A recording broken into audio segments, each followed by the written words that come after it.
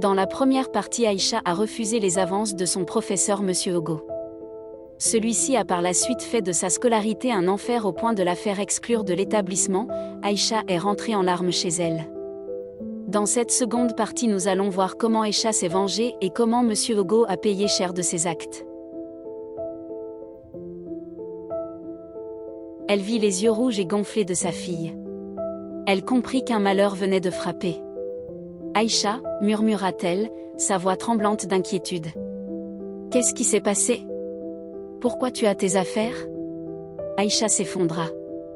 À genoux sur le sol en ciment fissuré, elle raconta tout. Les avances de Zogo, le week-end à Kribi, son refus, les mauvaises notes, et enfin, l'humiliation du carnet volé. Elle parlait entre deux sanglots, terrifiée à l'idée que sa mère, une femme de principe rigide, puisse douter d'elle. Maman Solange écouta sans un mot. Le visage grave, impénétrable. Quand Aïcha eut fini, un silence de mort plana dans la pièce. Puis, lentement, la mère se leva. Elle s'approcha de sa fille, d'un geste tendre, releva son menton. « Regarde-moi, Aïcha. » Aïcha leva ses yeux noyés de larmes. « Est-ce que tu as volé ?» demanda la mère. « Jamais, maman. Je te le jure sur la tombe de papa. »« Est-ce que tu as cédé à cet homme ?»« Jamais. » Maman Solange prit une profonde inspiration et serra sa fille dans ses bras, si fort qu'Aïcha crut qu'elle voulait la fusionner avec elle. « Alors sèche tes larmes. Tu as perdu une école, mais tu as gardé ton âme. Ils ont l'argent, ils ont le pouvoir, mais ils n'ont pas la vérité. Et la vérité, ma fille, finit toujours par flotter comme l'huile sur l'eau. » Ces paroles mirent du baume sur le cœur d'Aïcha, mais elles ne pouvaient pas effacer la réalité. Le lendemain, la nouvelle s'était répandue dans le quartier comme une traînée de poudre. Les voisins chuchotaient. « Tu as vu la fille de la couturière ? Renvoyer des lauréats. Il paraît qu'elle trichait depuis le début. Cessa de vouloir péter plus haut que son derrière. » Aïcha devait maintenant affronter le regard du monde. Et pire encore, elle devait trouver une nouvelle école qui accepterait une élève exclue en milieu d'année. Le seul établissement qui accepta son dossier fut le lycée public de la cité. C'était l'opposé absolu des lauréats. Ici, pas de climatisation, pas de silence religieux, pas de parfum de luxe. Le lycée de la cité était une jungle. Les classes comptaient 100 élèves pour 40 bancs. Les fenêtres n'avaient plus de vitres, laissant entrer la poussière rouge et les bruits de la rue. Le premier jour, Aïcha arriva avec son nouvel uniforme kaki. Elle se sentait comme une étrangère sur une autre planète. Elle essaya de se faire toute petite, de trouver une place au fond de la salle de terminale C. Mais son passé l'avait précédée. Grâce aux réseaux sociaux, la rumeur lancée par Clarisse et validée par Zogo avait traversé la ville. À peine s'était-elle assise qu'un garçon, assis sur la table voisine, ricana. « Et les gars ? Regardez qui nous fait l'honneur de sa présence. La princesse déchue des lauréats. » Toute la classe se retourna. Les rires fusèrent. « Attention, cachez vos copies, la tricheuse professionnelle est là », lança une fille aux cheveux courts, mâchant un chewing-gum bruyamment. « Ici, c'est pas l'école des riches, ma chérie. Si tu veux des points, il faudra faire plus que des sourires », ajouta un autre. Aïcha encaissa les coups sans broncher. Elle sortit son cahier, posa son stylo et fixa le tableau noir, refusant de laisser couler la moindre larme. Elle se forgea une carapace. Elle devint un fantôme. Elle venait, elle écoutait, elle notait, elle partait. Pendant un mois, ce fut son enfer quotidien. Elle était seule. Isolée. Méprisée. Même les professeurs de ce lycée, souvent absents ou fatigués, ne semblaient pas s'intéresser à elle. Elle avait l'impression de s'enfoncer dans des sables mouvants. L'envie d'abandonner, de tout lâcher pour aller vendre des beignets, la traversait chaque soir. À quoi bon être intelligente si le monde entier vous considère comme une voleuse? Mais le destin, aussi cruel soit-il, place parfois des anges sur notre route.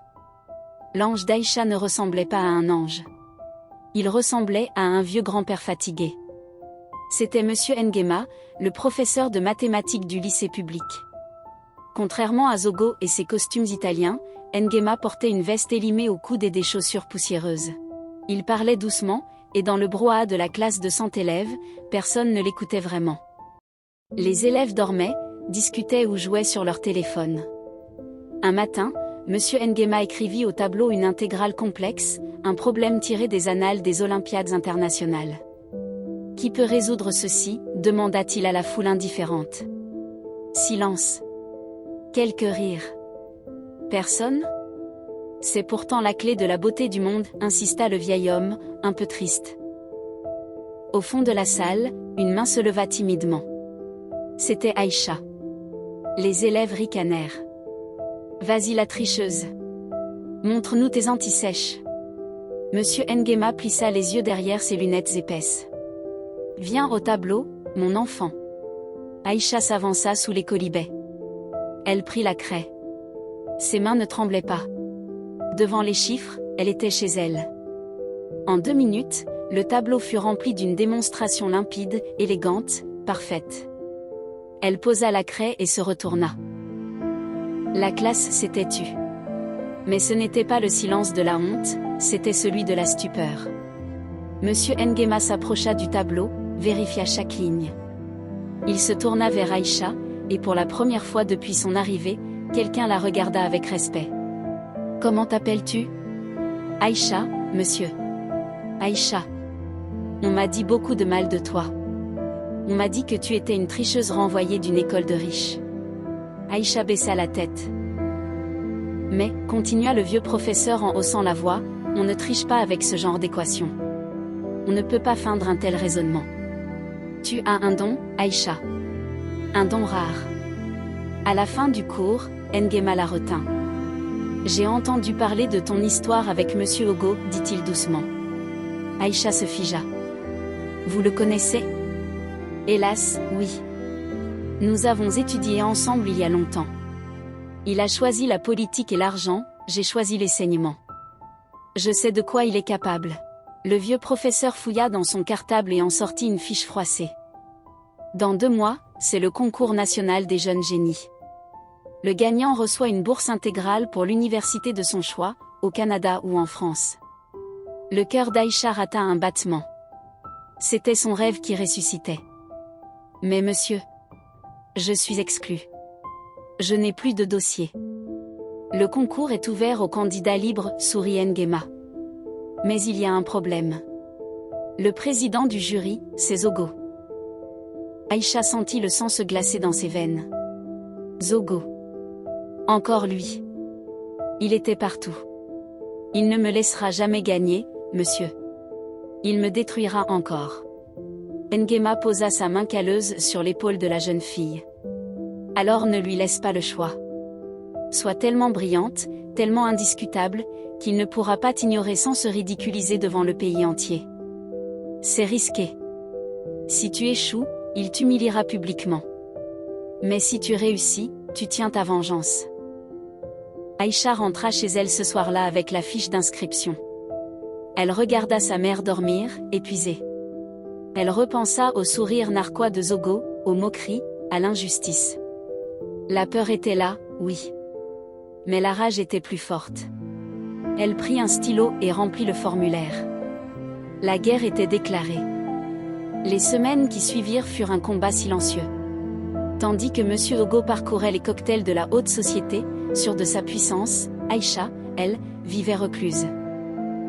Avec le vieux professeur Nguema, il travaillait jour et nuit. Il ne révisait pas seulement les mathématiques, il préparait une guerre stratégique. Il va essayer de te déstabiliser, prévenait Nguema en effaçant le tableau couvert de craie. Il va te couper la parole. Il va se moquer de ton lycée. Tu ne dois pas flancher. Ton calme sera ton arme. Aïcha avait maigri, ses traits étaient tirés, mais une lueur d'acier brillait désormais dans son regard.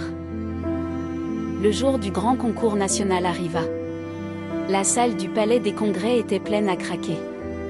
Les caméras de télévision nationale étaient là. Le ministre de l'Éducation en personne présidait l'événement au premier rang. Sur l'estrade, 5 candidats finalistes. 4 garçons issus des meilleurs lycées privés, et Aïcha, seule fille, seule élève du public, qui jurait avec les costumes-cravates des autres. Lorsque Zogo, président du jury, vit le nom d'Aïcha sur la liste, son visage se crispa imperceptiblement. Il lança un regard noir à Nguema, assis dans le public, qui lui répondit par un sourire serein. Les épreuves s'enchaînèrent. Algèbre, géométrie, physique quantique. Un par un, les candidats furent éliminés.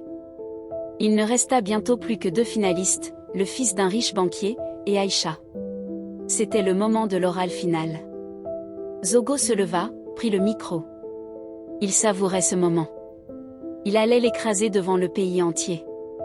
Mademoiselle Aïcha, commença-t-il avec un sourire venimeux. C'est une surprise de vous voir ici, compte tenu de votre passé académique tumultueux au collège Les Lauréats. Des murmures parcoururent la salle. Aïcha resta de marbre.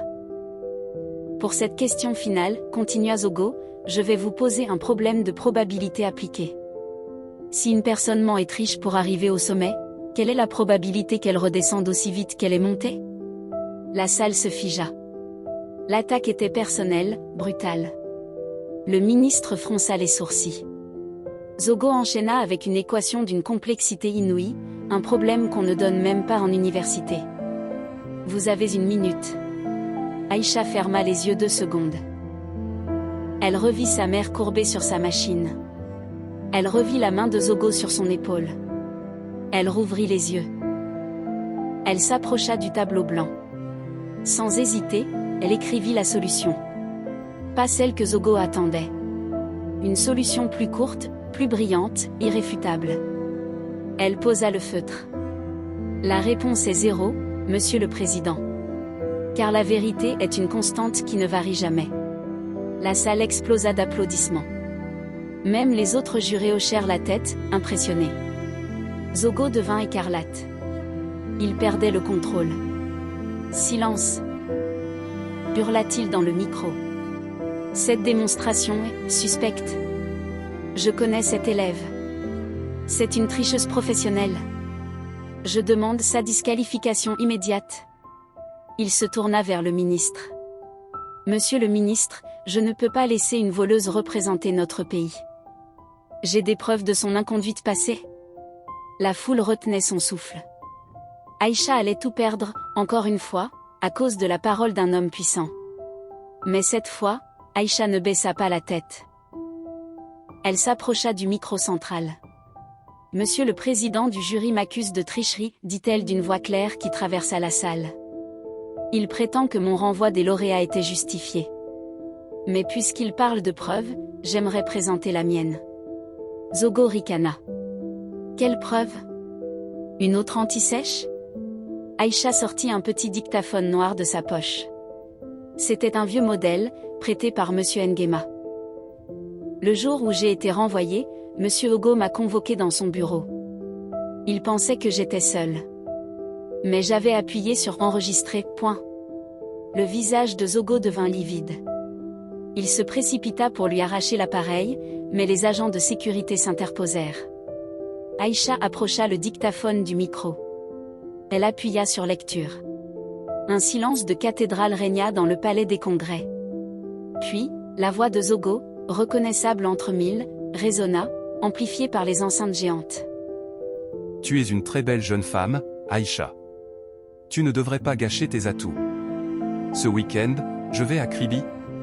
Viens avec moi. Si tu me fais plaisir, je te garantis ta bourse. Sinon, tu finiras vendeuse de beignets. Tu vas me supplier à genoux. Le son se coupa. Le silence dura 1 seconde, puis se transforma en un grondement de terreur et d'indignation. Tous les regards, celui du ministre, des caméras, du public, se tournèrent vers Zogo. L'homme puissant, l'intouchable, était là, figé, la bouche ouverte, détruit par sa propre arrogance. C'est un montage, bafouilla-t-il, la sueur coulant sur son front. Le ministre de l'Éducation se leva lentement. Son visage était terrible. Il fit un signe aux gendarmes présents dans la salle. Arrêtez cet homme, ordonna-t-il calmement. La chute de Monsieur Ogo fut aussi vertigineuse que son ascension. L'enquête révéla qu'Aïcha n'était pas sa première victime, mais elle fut la dernière. Il fut radié de l'enseignement et condamné. Aïcha, elle, fut portée en triomphe. Non seulement elle gagna le concours, mais le ministre lui accorda personnellement la bourse d'excellence pour étudier la médecine. Ce soir-là, en rentrant à New Bell, Aïcha ne marchait pas, elle volait. Elle retrouva sa mère, maman Solange, qui l'attendait sur le pas de la porte. Elles pleurèrent, mais cette fois, c'étaient des larmes de joie. Aïcha avait prouvé au monde une leçon essentielle: on peut voler un stylo, on peut voler une note, mais on ne peut jamais voler le destin de quelqu'un qui marche dans la vérité. Et toi? As-tu déjà été victime d'une injustice à l'école ou au travail? Dis-le nous dans les commentaires, ton histoire mérite d'être entendue. Si tu as aimé le courage d'Aïcha, laisse un j'aime et partage cette vidéo pour que la justice triomphe toujours. N'oublie pas de t'abonner et d'activer la cloche, car la semaine prochaine, nous te raconterons l'histoire d'un homme qui a vendu son âme pour la richesse, et qui l'a regretté amèrement. À bientôt.